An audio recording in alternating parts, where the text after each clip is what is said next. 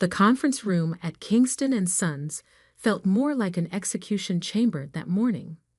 5 pairs of eyes watched me with varying degrees of contempt as I sat at the far end of the mahogany table, my father's ultimatum still hanging in the air like poison.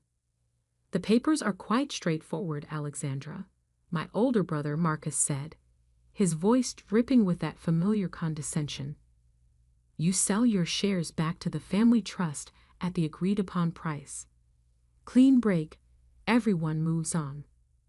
I looked down at the document before me, 20 pages of legal jargon that essentially erased my stake in Kingston Technologies, the company my grandfather had built from nothing.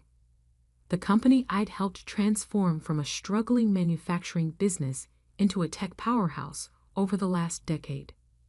And if I refuse, I asked, though I already knew the answer. Dad's fist hit the table hard enough to make his coffee cup rattle.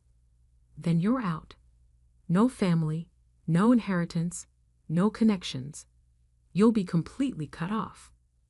I studied his face, the face that had once beamed with pride when I graduated top of my class from NIT, before Marcus had convinced him that women shouldn't run tech companies.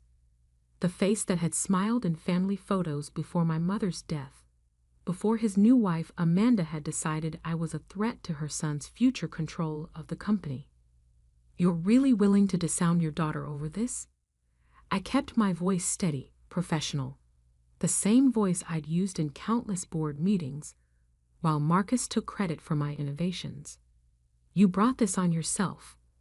Amanda cut in, her perfectly manicured hand resting possessively on Dad's arm.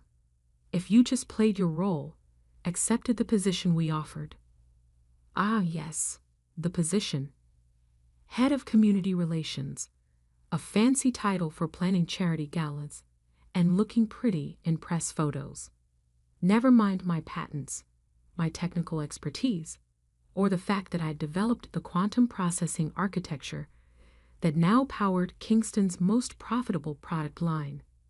"The price is more than fair," Marcus added, sliding a pen toward me. $10 million for your shares." Most people would jump at that offer. I picked up the pen, weighing it in my hand. $10 million for shares worth at least 50 times that amount. Shares that represented 15 years of my life, countless sleepless nights, and innovations that had transformed the industry. "And Tommy?" I asked, thinking of my younger brother, the only one who'd ever supported my role in the company. "Where is he in all this?" "Tommy understands what's best for the family," Dad growled, "unlike some people." I noticed he didn't mention that Tommy was conspicuously absent from this meeting. Probably because he would have objected, would have reminded them of all I'd contributed. But Tommy was in Hong Kong, managing our Asian operations, conveniently far from this family coup. "The offer expires in 10 minutes, Marcus said, checking his Rolex, the same model he'd bought for all the board members last Christmas, using company funds, of course. "After that, we go with Plan B." Ah, yes, Plan B. The carefully orchestrated campaign to discredit me, to question my contributions, to suggest that my recent erratic behavior made me unfit for any role in the company. They'd been laying that groundwork for months. I looked around the table one last time. Dad, once my hero, now just another angry man who couldn't handle a daughter smarter than his son. Amanda, the stepmother who'd spent 8 years undermining me at every turn. Marcus, the brother who'd never forgiven me for understanding technology better than he did. And the lawyers, blank-faced men in expensive suits, paid well to witness this family destruction. I signed. The scratch of pen on paper seemed impossibly loud in the quiet room. I signed all 20 pages, each signature perfectly matched to my official records. Then I stood, smoothing my charcoal gray suit, the same one I'd worn to Mom's funeral 5 years ago. Wonderful. Amanda practically purred. Now we can all move forward. Yes, I agreed, gathering my things.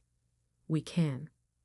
Marcus was already reaching for the papers, probably eager to file them before I could change my mind. Security will escort you out. Your office has already been cleared. Of course it had. They'd probably started packing it up the moment I entered the building. One question, I said, pausing at the door. Did any of you actually read the quarterly reports I submitted to the board? The technical documentation? The patent filings? Dad waved his hand dismissively.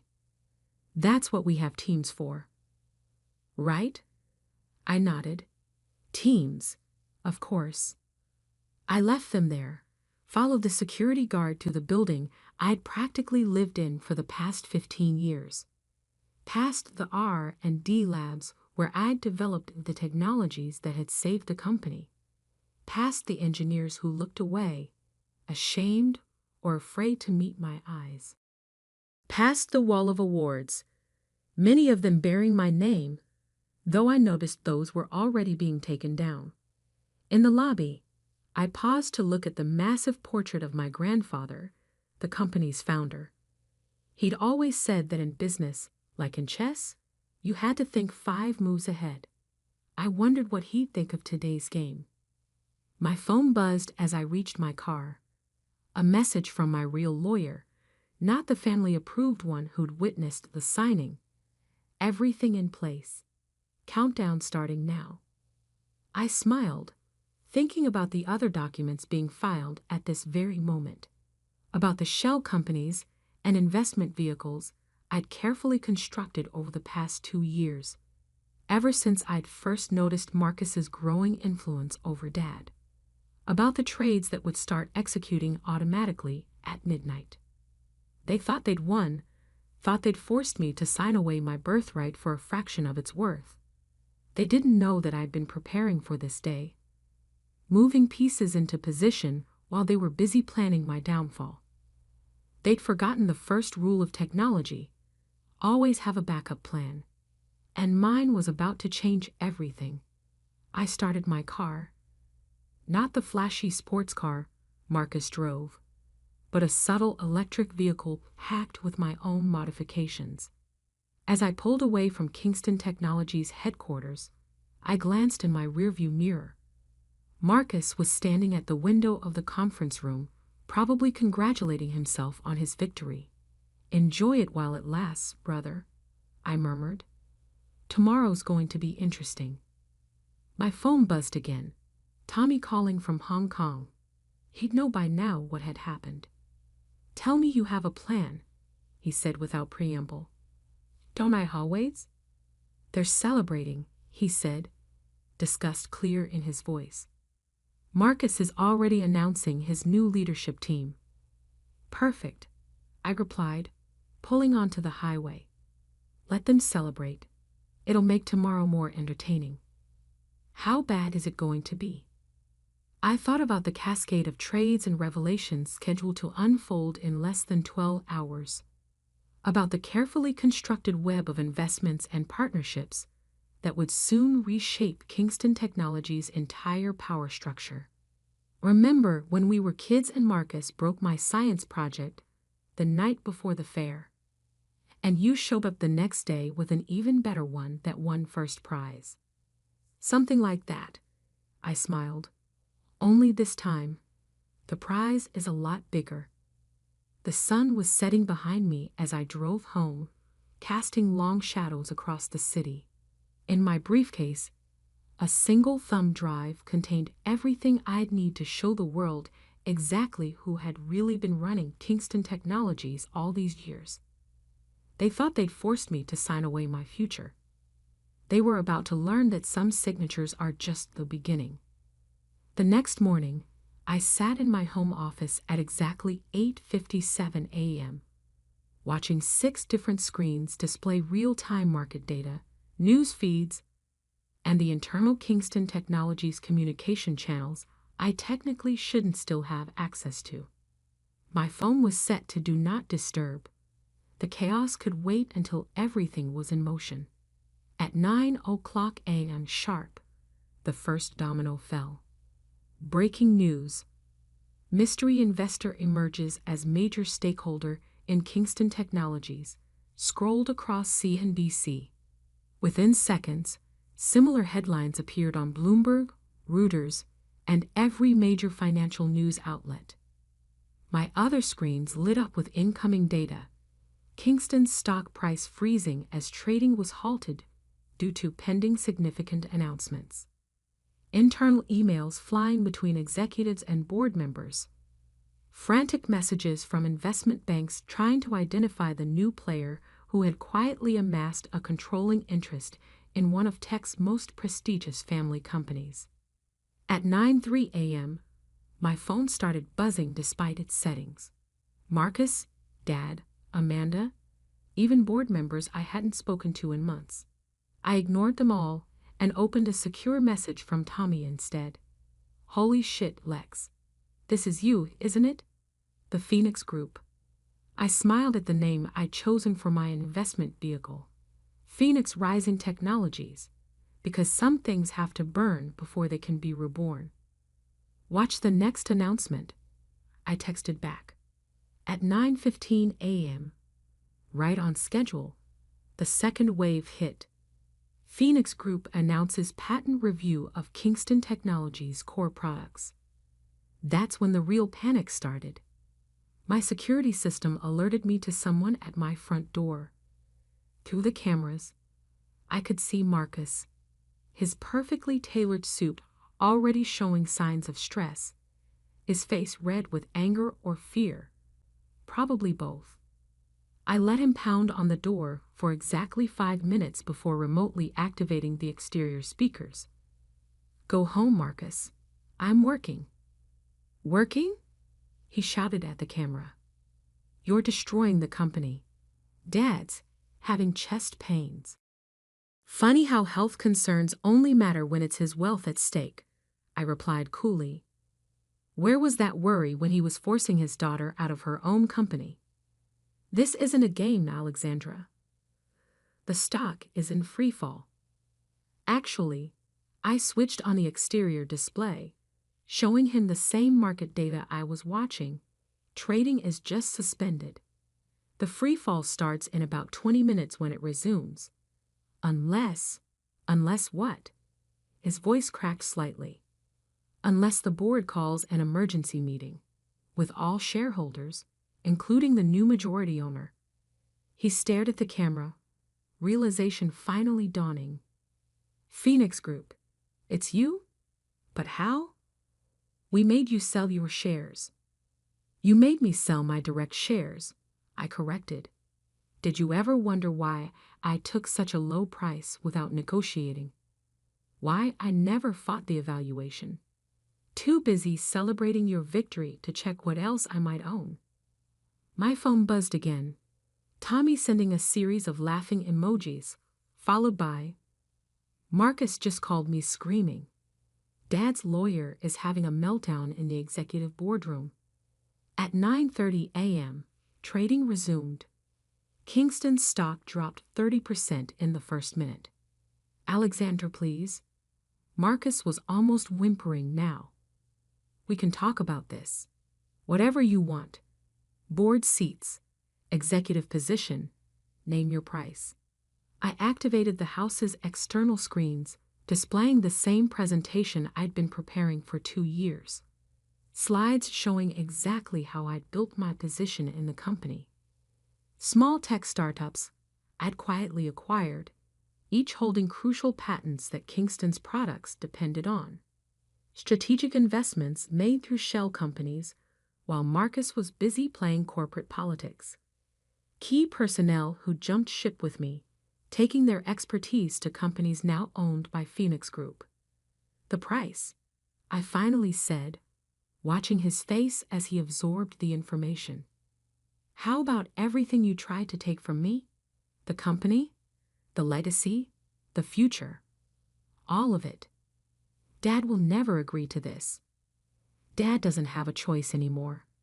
I own 51% of Kingston Technologies as of midnight. Check the SEC filings. He did, hands shaking as he pulled out his phone. I watched his face go pale as he verified the numbers. But the shares you signed over yesterday were less than 8% of my total holdings. Consider it a very expensive lesson in due diligence. My phone lit up with an urgent message from the board's secretary. Emergency meeting called for 11 a.m. Attendance mandatory for all major shareholders. You should go home and change, I told Marcus through the speaker. You look a bit disheveled for such an important meeting. He stared at the camera for a long moment, mouth working but no words coming out. Finally, he turned and walked back to his car, shoulders slumped, looking nothing like the triumphant victor he'd been just yesterday. Once he was gone, I opened my secure line to Tommy. You're patched into the executive boardroom feed, he said without preamble. They're in complete meltdown. Amanda's already called 3 different lawyers. Dad's demanding to know how this happened. And you? Watching the best revenge plan in corporate history unfold while eating popcorn in Hong Kong. By the way, did you really buy that AI startup in Singapore last year just to get their patents before Kingston could? Among other things, I smiled, checking my other screens. The stock had stabilized at a 40% loss. Major clients were calling for reassurance about their contracts. Investment banks were scrambling to understand the new power structure. You know they're going to fight this, Tommy warned. Let them. I have one more card to play. At 10:45 a.m., I finally turned my phone back on. The messages were exactly what I expected. Threats, pleading, attempts at negotiation. But one caught my eye. A text from Mom's old assistant, Margaret. Your mother would be so proud. She always said you were the only one who really understood what power meant. I thought about Mom, about how she'd fought to keep her seat on the board, even while battling cancer. How she'd made me promise to never let anyone underestimate me just because I was a woman in tech. At 10:55 a.m., I got in my car to drive to the office. It was time to take back what was mine. And I wasn't done teaching them lessons about power. Not even close. The lobby of Kingston Technologies fell silent as I walked in at exactly 10:58 a.m. Employees who had ignored me yesterday now stared openly, phones discreetly recording as I crossed the marble floor in my signature black suit. Not the conservative corporate wear I'd been pressured to adopt, but the sleek, modern style that better reflected who I really was. Ms. Kingston, the security guard stammered, clearly unsure whether yesterday's ban was still in effect. The board, they're waiting. I know, I smiled, taking the security badge from my pocket. Not the one they'd deactivated yesterday, but a master key I'd created years ago. Another backup plan they'd never known about. The elevator ride to the top floor gave me time to check the latest developments on my phone. Kingston's stock was still suspended after dropping 40%. 3 major institutional investors had demanded emergency meetings, and #KingstonCrisis was trending on Twitter, with tech journalists piecing together the story of how an ousted daughter had orchestrated the biggest corporate takeover of the year. The boardroom doors opened to chaos. Dad was red-faced, shouting into his phone. Amanda sat rigid in her chair, 3 lawyers hovering around her. Marcus paced by the windows, looking like he hadn't slept. Only Tommy, present via video conference from Hong Kong, seemed calm, probably because he was the only one who'd known what was coming. Alexandra, Dad's voice cut through the noise. What have you done? I took my old seat at the table, not the one they'd relegated me to in recent months, but the one I'd earned through years of innovation and leadership. I protected my interests, I replied calmly, opening my laptop. Something you taught me to do, remember? By destroying the company, Marcus exploded. Our stock is worthless. Temporarily devalued, I corrected, which creates an excellent buying opportunity for investors who understand the company's true value. Speaking of which, I activated the room's main display, showing a comprehensive presentation of Kingston's technical infrastructure. Every patent, every innovation, every piece of intellectual property that made the company valuable. Let's talk about what really powers Kingston Technologies.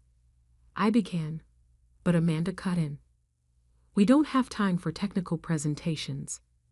We need to stop this attack on our company. Your company? I raised an eyebrow. Let's clarify ownership, shall we? Another slide appeared. A complex web of investment vehicles and holding companies, all leading back to Phoenix Group. My lawyers had spent months making this diagram clear enough for even Marcus to understand. As of midnight, I continued, Phoenix Group owns 51% of Kingston Technologies. Additionally, through various subsidiaries, we control patents crucial to 78% of Kingston's product line. Impossible, Dad whispered, but I could see the fear in his eyes. He was finally starting to understand. The shares you forced me to sell yesterday represented only a small portion of my holdings. While you were busy planning my removal, I was building something bigger. Something you couldn't take away. The board won't stand for this, Marcus declared, but his voice lacked conviction. The board, I smiled, is about to learn some interesting facts about recent management decisions. For instance, the real reason our Asian expansion struggled last quarter. Tommy? My younger brother's face filled one screen as he held up a folder. Full documentation of Marcus's failed attempts to override Alexandra's technical specifications in favor of cheaper alternatives. Cost to company, approximately $140 million. Marcus went pale. You kept records? I keep everything, I said quietly. Every meeting where you took credit for my work. Every time you undermined my authority. Every decision that put your ego ahead of the company's success. Alexandra, Dad started, his tone shifting to the one he used for business negotiations. Surely we can discuss this as a family. Family? I laughed, but there was no humor in it. Was it family when you threatened to disown me? When you let your wife systematically undermine me? When you chose Marcus's ambition over my expertise? I pulled up another document, the original company charter, written by my grandfather. Kingston Technologies will always prioritize innovation over politics, merit over privilege, vision over tradition. I read aloud. Grandfather understood what made a technology company successful. He knew it wasn't about family names or corporate titles. It was about creating something valuable. What do you want? Amanda asked, her perfectly maintained facade finally cracking. Everything, I replied simply. The company returns to its original mission. The board is restructured to prioritize technical expertise over political connections. And the leadership, I paused, letting them hang on my words, reflects actual contribution to the company's success. You want to be CEO, Marcus said flatly. No, I corrected him. I already am CEO. The board will simply be confirming it formally in about 10 minutes. Dad stood up so quickly his chair toppled backward. I won't allow this. Your permission isn't required, I said, pulling up the final document. This is a shareholders' meeting, and I hold the majority. But before we vote, you should know one more thing. I activated the last screen, a live feed from the patent office. Remember that quantum processing architecture that powers our most profitable products. The one Marcus has been taking credit for. In about 30 seconds, those patents transferred to Phoenix Group. Without them, Kingston Technologies loses 60% of its revenue overnight. The room erupted in shouts and protests, but I held up my hand. However, I continued once they quieted. I'm prepared to license those patents back to Kingston Technologies, under certain conditions. Name them, Dan said hoarsely. First, the company returns to its core values: innovation, merit, vision. Second, the board is restructured to include actual technical expertise. Third, I looked directly at Marcus. Everyone's contribution is properly credited and compensated. And if we refuse, Amanda challenged. I smiled, the same smile I'd given them yesterday when signing away my direct shares.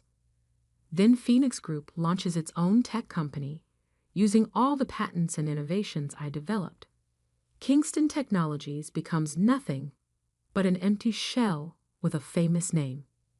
The choice was clear. It took exactly 17 minutes for the board to vote me in as CEO. Marcus was relegated to a non-executive position. Dad became chairman emeritus, a title with prestige, but no real power. Amanda and her lawyers left quietly, their influence evaporating with their access to company resources. As the board filed out, Tommy's voice came through the video link.